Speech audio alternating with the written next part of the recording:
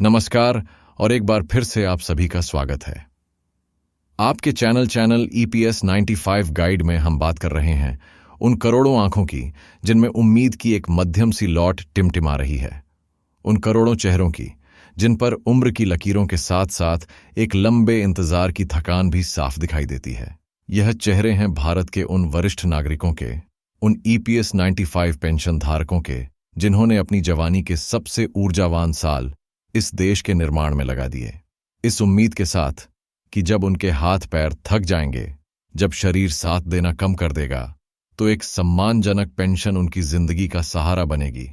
लेकिन आज जिंदगी की इस सांझ में वह सहारा महज एक सपना बनकर रह गया है और यह लड़ाई अब केवल पैसों की नहीं बल्कि आत्मसम्मान और अस्तित्व की बन चुकी है।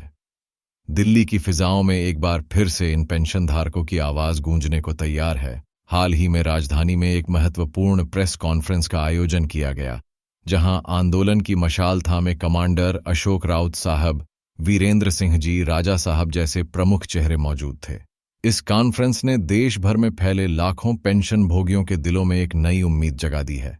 सवाल वही पुराना है, लेकिन हर बार एक नई शिद्दत के साथ पूछा जाता है कि आखिर वह सुबह कब आएगी जब उनकी पेंशन की मामूली रकम बढ़कर आरसप्ती 500 प्लस महंगाई भत्ता और साथ में जरूरी चिकित्सा सुविधाओं में तब्दील होगी।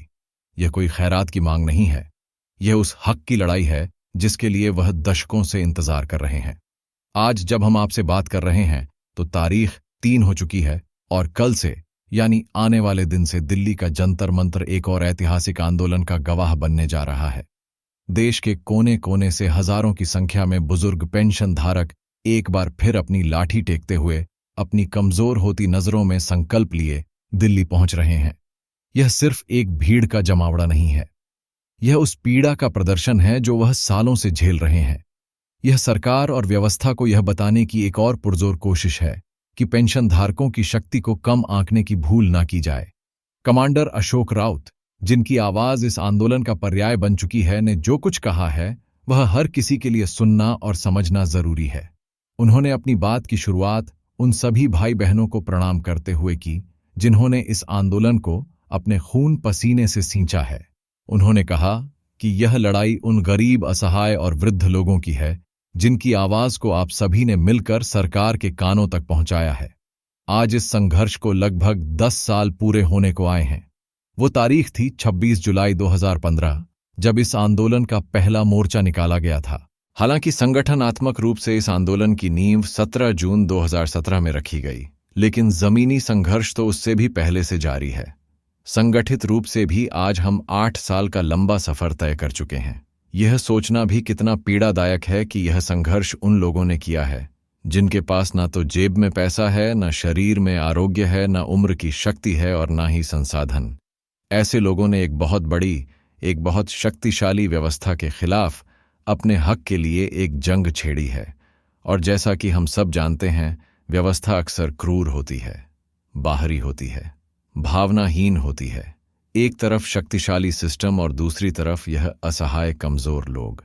कमांडर राउत इसे किसी रामायण से कम नहीं मानते, जहां धर्म और हक के लिए लड़ाई लड़ी गई थी, और इसीलिए वह कहते हैं कि इस लड़ाई का जीतना अत्यंत आवश्यक है। अगर इस लोकतांत्रिक देश में यह लड़ाई हार जाती है तो यह केवल पेंशन धारकों की हार नहीं होगी, यह स्वयं लोकतंत्र की हार होगी।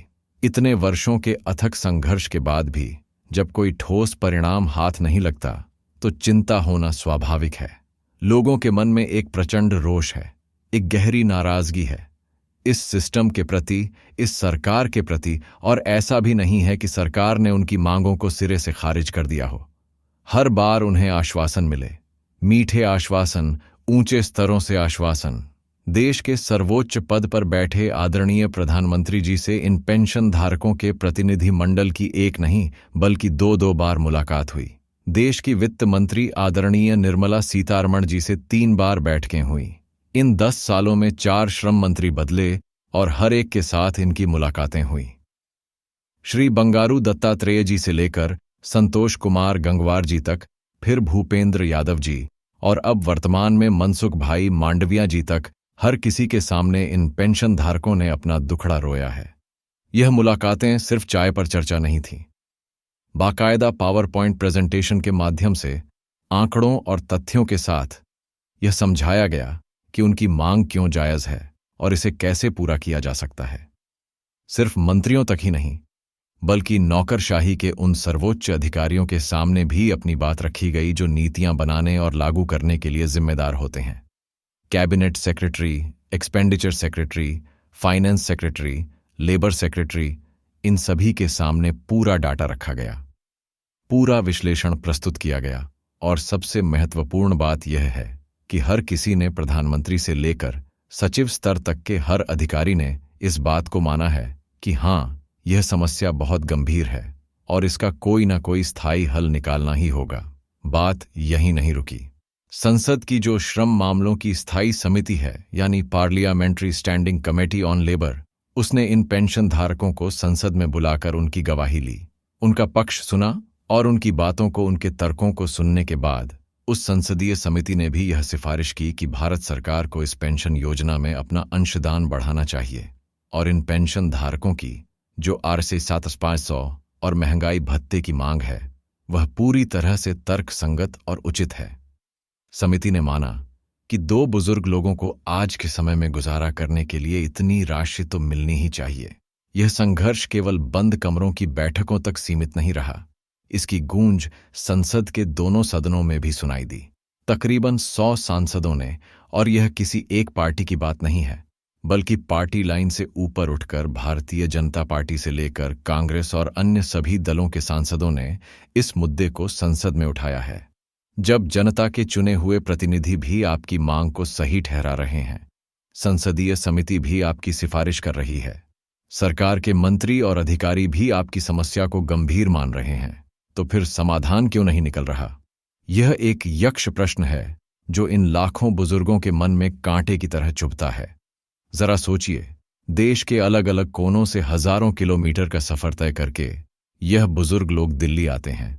यहां रहने का खर्च, खाने का खर्च, यात्रा का भाड़ा, यह सब वह अपनी उस मामूली सी पेंशन से या अपने बच्चों से मांग कर पूरा करते हैं। ये सब करना उनकी मजबूरी है, शौकन नहीं। फिर भी जब भी दिल्ली से बुलावा आता है, हजारों की संख्या में लोग पहुंचते हैं। दिल्ली का ऐतिहासिक रामलीला मैदान इनके 3 बड़े आंदोलनों का साक्षी रहा है। जंतर मंतर पर तो लगभग 8 बार यह अपनी आवाज बुलंद कर चुके हैं। और यह आंदोलन सिर्फ दिल्ली तक सीमित नहीं है, यह एक राष्ट्रव्यापी आंदोलन बन चुका है। देश के 27 राज्यों में इसकी जड़ें फैली हुई हैं। हर शहर में, हर गली में, जिला स्तर पर, तालुका स्तर पर और कई जगहों पर तो ग्राम स्तर पर भी यह आंदोलन अपनी उपस्थिति दर्ज करा चुका है। लेकिन इस संघर्ष का जो सबसे बड़ा और जीवंत प्रतीक है, वह महाराष्ट्र के बुल्लढाणा में है। बुल्लढाणा जो राष्ट्रीय संघर्ष समिति यानी नेशनल एजुटेशन कमेटी का मुख्यालय भी है। वहां पर पिछले 605 साल से भी ज्यादा समय से दिन और रात हमारे बुजुर्ग पेंशन धारक क्रमिक अनशन पर बैठे हैं। यह कोई मजाका नहीं है। 2300 से ज्यादा दिन हो चुके हैं। सर्दी, गर्मी, बरसात, हर मौसम में यह लोग वहां डटे हुए हैं। इनमें महिलाएं हैं, पुरुष हैं, 70 साल, 75 साल, 80 साल के बुजुर्ग अपने हक के लिए दिन रात वहां बैठकर तपस्या कर रहे हैं। वह अपने अपने ईश्वर से, अपने अपने भगवान से प्रार्थना कर रहे हैं और साथ ही सरकार से भी प्रार्थना कर रहे हैं कि उनकी सुनवाई हो। इतना बड़ा संघर्ष, इतनी लंबी तपस्या, इतने बलिदानों के बाद भी जब परिणाम शून्य नजर आता है तो यह बहुत बड़ी चिंता का विषय बन जाता है। यह एक ऐसा विषय है जो लोगों का लोकतंत्र पर से विश्वास डिगा सकता है। कमांडर राउत कहते हैं कि हमारी चुनी हुई सरकार हमारे लिए माता पिता समान होती है। अगर हमारे माँ बाप ही हमारी तरफ ध्यान नहीं देंगे तो यह लोकतंत्र कैसे चलेगा? लोकतंत्र का मूल सिद्धांत तो यही है कि समाज के सबसे कमजोर वर्ग, वीकेस्ट सेक्शन को सहारा दिया जाए, उन्हें ऊपर उठाया जाए। लेकिन यहां तो स्थिति उल्टी है। यह पैसा भी इन पेंशन धारकों का ही है जो उनकी तनख्वाह से कटकर जमा हुआ है। अपने ही पैसे के लिए अगर उन्हें इस तरह नजरअंदाज किया जा रहा है तो इसे एक बहुत बड़ी त्रासदी के अलावा और क्या कहा जा सकता है? यह आंदोलन पूरी तरह से गैर राजनीतिक है। इसका उद्देश्य किसी पार्टी को, किसी नेता को नीचा दिखाना नहीं है। यह सिर्फ और सिर्फ अपने हक की, अपनी जिंदगी की लड़ाई है। और जब इतने प्रामाणिक, इतने शांतिपूर्ण आंदोलन पर भी ध्यान नहीं दिया जाता, तो मन में सवाल उठता है कि हम क्या कहें। क्या इस देश में कमजोर की कोई सुनवाई नहीं है? क्या लोकतंत्र का मतलब सिर्फ हर 5 साल में वोट डालना रह गया है? जो वीकेस्ट सेक्शन है उन्हें बढ़ावा देना, उन्हें सहारा देना ही तो लोकतंत्र की असली पहचान है। अब एक बार फिर दिल्ली के जंतर मंत्र पर इन पेंशन धारकों का महाकुंभ लगने जा रहा है। उनकी मांगें स्पष्ट हैं और तर्कसंगत हैं। पहली और सबसे बड़ी मांग है न्यूनतम पेंशन को बढ़ाकर कम से कम 8,500 प्रतिमाह किया जाए। आज के महंगाई के जमाने में जब 8,1500 में घर का एक हफ्ते का राशन भी नहीं आता, तब इन बुजुर्गों को इतनी कम पेंशन पर जीने के लिए मजबूर करना कहाँ का न्याय है। 8,500 की मांग भी कोई बहुत बड़ी त्वाकांक्षा नहीं है। यह सिर्फ सम्मान के साथ 2 वक्त की रोटी का जुगाड़ है। दूसरी बड़ी मांग है इस पेंशन राशि के साथ महंगाई भत्ता यानी डीए को जोड़ा जाए। यह बेहद जरूरी है। बिना महंगाई भत्ते के एक निश्चित राशि कुछ ही सालों में अपनी कीमत खो देती है। महंगाई एक ऐसा दीमक है जो चुपचाप आपकी आय को खाता रहता है। महंगाई भत्ता एक सुरक्षा कवच की तरह है जो यह सुनिश्चित करता है कि आपकी पेंशन की क्रय शक्ति समय के साथ कम ना हो। और तीसरी और शायद सबसे महत्वपूर्ण मांग है मुफ्त चिकित्सा सुविधाओं की। बुढ़ापा अपने साथ बीमारियां लेकर आता है। आज इलाज कराना कितना महंगा हो गया है, यह किसी से छिपा नहीं है। एक छोटी सी बीमारी भी हजारों लाखों का बिल बना देती है। इन पेंशन धारकों के पास अपनी जमा पूंजी के नाम पर कुछ नहीं होता। ऐसे में अगर कोई गंभीर बीमारी हो जाए तो उनके पास इलाज के बिना दम तोड़ने के अलावा कोई चारा नहीं बचता। इसलिए चिकित्सा सुविधा की मांग उनके लिए जीवन और मृत्यु का प्रश्न है। यह उनके जीवन के अधिकार से जुड़ा हुआ है। यह लड़ाई केवल कुछ आंकड़ों या राशियों की नहीं है। यह लड़ाई उस वादे की है जो इस देश की व्यवस्था ने अपने हर कर्मचारी से किया था। यह लड़ाई उस भरोसे की है जो इन लोगों ने अपनी सरकार पर, अपनी व्यवस्था पर दिखाया था। 10 साल का लंबा इंतजार, सैकड़ों बैठकें, हजारों प्रदर्शन, लाखों लोगों की उम्मीदें, यह सब आज दांव पर लगा है। कमांडर अशोक राउत और उनके जैसे लाखों पेंशन धारक आज एक ही सवाल पूछ रहे हैं कि आखिर कब तक उन्हें आश्वासनों के झूले में झुलाया जाएगा? कब तक उन्हें सड़कों पर उतरने के लिए मजबूर किया जाएगा? दिल्ली में होने वाला यह आंदोलन शायद इस लड़ाई का एक निर्णायक मोड़ साबित हो। यह सरकार के लिए भी एक मौका है कि वह अपनी संवेदनशीलता का परिचय दें और उन बुजुर्गों को उनका हक दें जिन्होंने अपनी पूरी जिंदगी इस राष्ट्र की सेवा में समर्पित कर दी। इन पेंशन धारकों को अब और इंतजार नहीं कराया जा सकता। उनका धैर्य अब जवाब दे रहा है। उनकी आंखों में अब भी उम्मीद है, लेकिन साथ ही एक डर भी है कि कहीं यह उम्मीद भी दम न तोड़ दे। यह देखना होगा कि जंतर मंत्र से उठी यह आवाज सत्ता के गलियारों में बैठे नीति नियंताओं के कानों तक पहुंचती है या एक बार फिर आश्वासनों के शोर में दबकर रह जाती है। लेकिन एक बात तय है, यह लड़ाई तब तक जारी रहेगी जब तक इन करोड़ों बुजुर्गों को न्याय नहीं मिल जाता।